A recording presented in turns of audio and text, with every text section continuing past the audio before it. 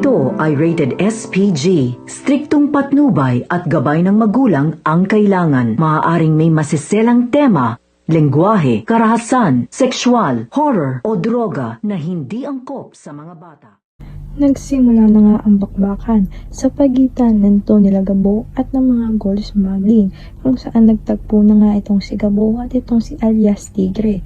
At ito namang NCAA ay hindi nga nila alam kung bakit nga ay hinahabol din nila Gabo itong grupong gold smuggling, dahil nga ang kanilang alam ay sila nga lang daw ang may mission dito, at hindi nga nila alam na may mission din itong sila Gabo.